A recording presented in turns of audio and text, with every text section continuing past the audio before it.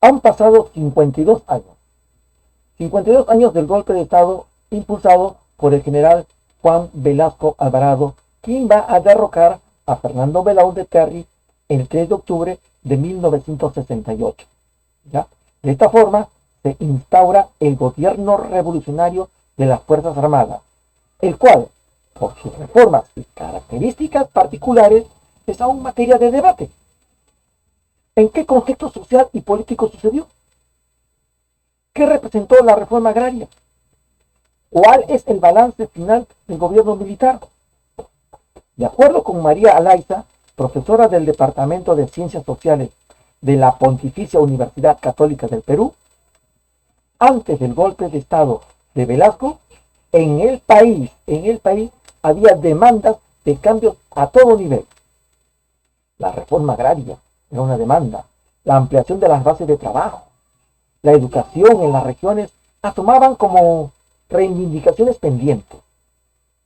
Existía una sensación de una sociedad estratificada, jerarquizada, autoritaria y muy poco inclusiva, donde la política se veía como un espacio restringido. Había ciertas voces de cambio, pero sin espacios de canalización de estos procesos. Bueno, en este periodo podemos decir nosotros que respondió de una manera muy abierta a estas necesidades en la medida en que, como toda dictadura, impuso su agenda. En este caso, estaba muy marcada por un discurso que hoy día llamamos inclusión social. Bueno, soy Luis Jaime Buitrón Cruz y hoy analizaremos y hablaremos sobre el llamado Gobierno Revolucionario de las Fuerzas Armadas. Fase 1. Gobierno Revolucionario de las Fuerzas Armadas. Estamos refiriéndonos a Juan Francisco Velasco Alvarado. Bueno, la historia del general Juan Velasco Alvarado comienza cuando Fernando Belaúnde Terry todavía se encontraba en el poder. A fines de los años 60, Belaúnde había ofrecido resolver el problema de la Brea y Pariña, el cual era un complejo petrolífero ubicado en Piura. Estaba en manos de la International Petroleum Company. ¿Ya? Bueno, él se había comprometido en resolverlo en 90 días. ¿Ya? Pero ¿cuál era el problema? El problema era que esta empresa le debía una gran cantidad millonaria al Estado peruano y se negaba a pagar porque alegaba que los terrenos eran privados y no existía ninguna concesión por parte del Estado. Todo un caos escandaloso que venía desde las décadas muy atrás y que era de nunca acabar.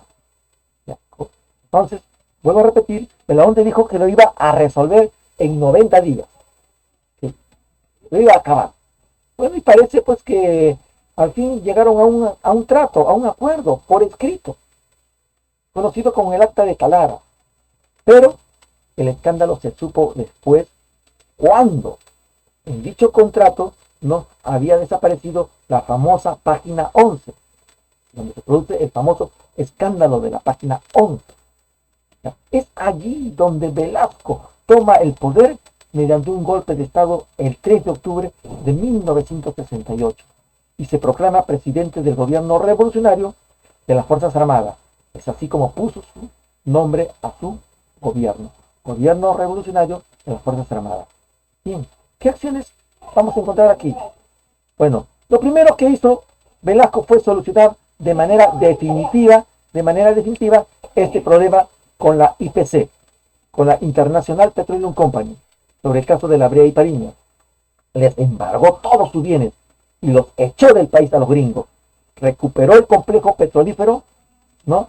Y de paso, ¿no? Pasó a ser parte del Estado peruano. Ese día, 9 de octubre de 1968, lo proclamó como Día de la Dignidad Nacional. Porque ese día el Perú recuperaba estos yacimientos petrolíferos y pasaba a mano del Estado, que era odiado por los peruanos que se encontraba, ya que se encontraba en manos de los gringos. Incluso había un cartel cuando los gringos ponían allí a la entrada, allí en la entrada decía, prohibido la mascota y los peruanos.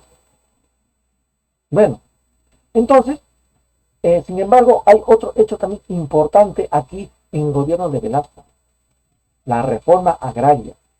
Pero este tema tiene una parte buena y una parte mala. Vamos a ver lo que es, en primer lugar, la reforma agraria. Es la repartición de la tierra entre la clase trabajadora para evitar la servidumbre y el gamonalismo de los terratenientes. En palabras simples, me explico. Hoy en día los terrenos y las tierras se obtienen pagando, pero antes en las zonas rurales no estaban lotificados y predominaban las invasiones. Y quienes invadían grandes extensiones de tierra, ya saben ustedes quiénes. Ya, entonces era injusto que un hacendado que se había expropiado esa tierra explote al agricultor, al pobre agricultor campesino, porque ni siquiera este hacendado merecía gran extensión de tierra que él administraba. Entonces, la reforma agraria consistía en expropiar sus tierras, expropiar las tierras de esos señores dueños que se creía, y repartirla entre todos los trabajadores. Ya en aquella época se propagaba pues, que la tierra era de quien la trabaja. Eslogan de Emiliano Zapata en el Plan Ayala, ¿verdad? La reforma agraria realizada por Velasco tenía como intención poner fin a la servidumbre en el campo y poner fin al latifundio en la costa. En varias partes de Sudamérica también se hizo las reformas agrarias, pero ninguna fue tan radical como la que se estaba haciendo en el Perú en los años 70. Bueno, ¿cuál es la parte buena de esta reforma? Bueno, pues que Velasco fue el primer presidente en el Perú, que realizó la reforma agraria, ya, que introdujo con mayor fuerza la reforma agraria. Esta transformación rural en el Perú ya lo habían ofrecido muchos otros, como Belaúnde y otros presidentes anteriores a él, pero era una promesa, nada más, que se había estancado y que en las zonas rurales anhelaban desde hace décadas. Belaúnde prometió hacerla, pero nunca pudo cumplirla porque no tenía mayoría en el Congreso. Ya lo hemos visto. ¿Ya? El día en que se escogió para ya Velasco para aplicar la reforma agraria fue el día 24 de junio de 1969. 24 de junio. Usted sabe que ese día Leguía había proclamado como Día del Indio, pero Velasco lo cambia como el Día del Campesino. Ese día se dio la ley de la reforma agraria. Otro hecho importante fue la creación de empresas estatales en el Perú, ya como por ejemplo Petroperú, como por ejemplo Aéreo Perú, Pesca Perú, Cider Perú, Hierro Perú, Minero Perú, Defensa Civil y muchos otros que buscaban el desarrollo del Estado peruano en lugar de lucrar, ¿no? En vez de lucrar estas empresas privadas que hizo Velasco, pues se los expropió. Velasco no toleraba que se lucrara con ciertos sectores, ¿no? de la producción. Incluso en la educación también. Fue así que se llevó a cabo en 1972 la reforma educativa, porque Velasco no permitía que en base a la educación se lucrara. ¿Ya? Se expropió las universidades con fines de lucro. ¿Ya? Velasco no permitió que ninguna universidad creada con fines de lucro no existiera. Se los expropiaba, ¿no? Se los compraba, mejor dicho, no les quitaba totalmente, no, les compraba y pasaba a mano del Estado. ¿Ya? En los años 60, en esos años, 69, 70, más o menos, aproximadamente, se elaboró el Plan Inca. Plan Inca en la cual estaba involucrado muchos generales. ¿Ya? Y este Plan Inca tenía un objetivo, lograr la integración y la igualdad social. La integración y la igualdad social. Velasco se proclamó como un gobierno socialista, pero no marxista. ¿Ya? En 1969 creó el Ministerio de Pesquería, que estaba enfocado en el desarrollo de esta actividad comercial para que pudiera desarrollarse este rubro. Hoy ya no existe el Ministerio de Pesquería, ya no existe. En su lugar está el Ministerio de la Producción, ya Y bueno, hoy en día los pescadores piden que vuelva el Ministerio de Pesquería. En resumen, el gobierno de Velasco buscó el desarrollo industrial autogestionario para garantizar su independencia económica, es decir, autogestionario, que no recibiera ayuda de ningún otro país, para no depender de nada. ¿Ya? Significó la transformación de un país que era oligárquico, donde reinaba la servidumbre y el gamonalismo en la sierra y en la selva. Velasco recuperó la popularidad de Túpac Amaru II. Sí, esta popularidad de José Gabriel Condorcanqui, cacique de Tucasuca y Pampamarca y Turimana. Eso lo recuperó a este héroe de la historia peruana que estaba olvidado. Velasco lo hizo popular, porque en todos sus eslogans estaba este personaje que ustedes pueden observar en la imagen de la derecha. Bueno, fue el símbolo del gobierno velasquista, ¿ya? Fue un símbolo de la propaganda de Velasco, ¿ya? Y de la reforma agraria, que gozaba mucha popularidad, ¿ya? Entre el pueblo, ¿ya? Además, también en este gobierno apareció lo que se conoce como una imagen muy conocida como el POC achorado, ¿ya? Donde se representaba al peruano cobrizo muy entusiasta, muy alegre, se le veía al cholo, ¿no? ¿Y para qué? Para poder cambiar ese chip que se creía que el cholo era triste, que el cholo era melancólico, conformista, desdichado. El gobierno de Velasco eliminaría esas creencias, ¿ya? Y por eso es que colocaba en las imágenes a este personaje campesino alegre, ¿no? Entusiasta, ¿no? En todo su esplendor.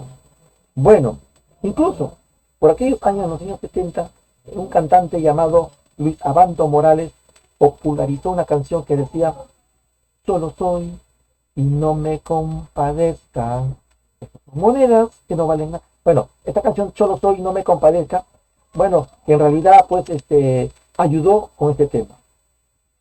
Recordemos algo, que durante el gobierno de Velasco se llevaba en el mundo todavía la Guerra Fría. La Unión Soviética con Estados Unidos estaba en una Guerra Fría. Velasco nunca quiso alinearse ni a los Estados Unidos ni a la Unión Soviética. Más bien se mantuvo neutral al comienzo y pasó a ser parte del movimiento de países no alineados, al NOAL, movimiento de países no alineados. Y por primera vez en la historia republicana, el Perú tuvo una política independiente de los centros de poder de Estados Unidos o de la Unión Soviética. Ahora, mencionaré algo que ustedes lo calificarán, no sé si será bueno o malo, pero algo que dice el historiador Carlos Monge, sí, Carlos Monge. Juan Velasco y sus militares, ¿no? Aparte de ser antiapristas, eran también abiertamente anticomunistas. Sí. Por eso, el objetivo del golpe de Estado era hacer todas las reformas nunca antes había visto que se habían hecho. ¿Ya? ¿Por qué? Porque solo haciéndola se iba a evitar una real revolución que sintonizara con el marxismo.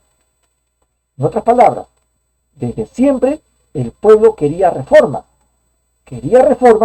no agrarias, quería reformas educativas, quería reforma industrial. Solo se había hecho pequeñas cosas, pero nunca reformas profundas. Si había esa reforma, el pueblo ya no se rebelaría. Si el gobierno de Velasco realizaba esa reforma, el pueblo ya no tendría sentido de rebelarse porque lo estaban haciendo. ¿Ya? Entonces, esto daría lugar a que el marxismo no se aprovechara de estas cosas para generar un caos a la oligarquía, a los terratenientes y a los gamonados. Por ejemplo, la situación de la Revolución Cubana era muy conocida en aquella época. Los velasquistas tenían temor de que el Perú se convirtiera en algo como Cuba, ¿ya? Y por lo tanto, se apresuró en ellos a hacer la reforma, ¿ya? Veamos desde otra perspectiva el gobierno de Velasco. Bueno, lo primero que tenemos que saber es que su gobierno fue una dictadura. El gobierno revolucionario de las Fuerzas Armadas fue una dictadura en todas sus letras. Y no se puede negar eso. ¿Por qué? Porque Velasco ingresó al poder mediante un golpe de Estado. Eso es dictadura. Tanto en el Perú como en la China, esto es dictadura. O en cualquier parte del mundo. Fue antidemocrática. La forma como entró fue antidemocrática. ¿Ya? Ahora, entró y sacó a Belaúnde en paños menores, eso también es dictadura. Cerró el Congreso, es dictadura. Tomó las radios, es dictadura. Tomó los medios de televisión, es dictadura. Tomó los locales de los partidos políticos, es dictadura. Es dictadura en todo el sentido de su palabra. Vulneró la libertad de expresión, es dictadura. ¿Ya? Entonces, aplicó la ley Mordaza, es decir, cerró los diarios, como El Comercio, El Ojo, El Expreso, El Correo, entre otros. Es dictadura. ¿Ya? Es dictadura. Bueno, incluso detuvo a muchos líderes, los desterraba. ¿Ya? Incluso censuró el arte y la música extranjera. No permitía que el arte y la música extranjera llegara al Perú. Bueno, un sociólogo peruano llamado Guillermo Nigan decía, ¿por qué algunos sectores de la derecha, de los ricos, odian a Velasco? Lo odian no porque había hecho mal la reforma agraria, sino porque la hizo simplemente. El mal no es el racismo, sino el gamonalismo que da lugar a la aparición de argollas. Y no solo argollas entre los terratenientes, ¿no? Sino también argollas en el poder, que da lugar a la complicidad y al encubrimiento. Ustedes habrán visto cuando alguien comete, por ejemplo, abusos y hace lo que le da la gana. ¿Qué decimos nosotros? ¿Qué decimos cuando se comete abusos y hace lo que le da la gana? De parte del gobierno o de un funcionario. ¿Qué decimos? ¿Y este qué se cree? ¿Ah? ¿Y este qué se cree que este es su chakra? ¿Ah? Este es su chakra. Al decir chakra, nos referimos a la cultura de la servidumbre, a la cultura de lo que se conoce como la servidumbre en el campo, ¿no? A eso se refiere, ¿ya? Entonces, al decir chakra nos referimos a la cultura de la servidumbre en el campo, y de ahí viene esa expresión, pues, obviamente. Bueno, ahora, ustedes saben que el general Juan Velasco Alvarado, ya les dije, ingresó al poder hace 52 años. Y aún, al día de hoy, circula una leyenda sobre su mandato como presidente. Dicen, ¿es verdad que quiso invadir Chile? El programa Sucedió en el Perú consultó este tema con Hugo Neira, otrora director y difusor del Sistema Nacional de Apoyo a la Movilización Social. El SINAMUS lo creó Velasco para movilizar a las masas. SINAMUS. ¿Ya? ¿Qué significa SINAMUS? Sistema Nacional de Apoyo a la Movilización Social, SINAMUS. ¿Y quién era Hugo Neira? Era el director de este SINAMUS. ¿Ya? Era director, y a él se le consultó, ¿ya?, sobre si el Perú tenía realmente la intención de recuperar Tarapacá y Arica. Bueno, pues Hugo Neira era amigo del general Juan Velasco Alvarado, y poco antes de su muerte, el 24 de diciembre de 1977, ya, este fue su testimonio que dijo Neira. Le pregunté a mi amigo Velasco si realmente él preparaba la guerra con Chile. Me miró fijamente y me dijo, mira hijo, tienes que entender que a los chilenos nunca más los vamos a encontrar en la situación en que se encuentran, en lo que están. Por primera vez tenemos los mejores aviones, los mejores tanques, y hemos estudiado un ataque como el que hicieron los israelitas en el monte del Sinaí. Los hubiéramos agarrado con los pantalones abajo. Eso dijo Velasco a Hugo Neira. El plan de Velasco era ocupar Arica, Iquique y Antofagasta. Pero no se pudo porque recibió un golpe de estado del traidor Francisco Morales Bermúdez, en alianza con los chilenos y los Estados Unidos. Quiero acabar finalmente con unas palabras de uno de sus últimos discursos del general Juan Velasco Alvarado. Esta revolución peruana triunfará por encima de todos los avatares y por encima de todos los desconciertos. Triunfará porque representa la continuidad del sacrificio y el esfuerzo de todos los que han luchado por un ideal de justicia en el Perú. Triunfará porque encarna el sueño de millones de peruanos que anhelan una patria mejor. Y triunfará porque responde al sentir más hondo y verdadero de los humildes, de los desheredados, de los que siempre vivieron en el olvido. Para ellos será esta revolución que nosotros sentimos como mandato de la sangre de este pueblo, voz de la patria, reclamo de su historia.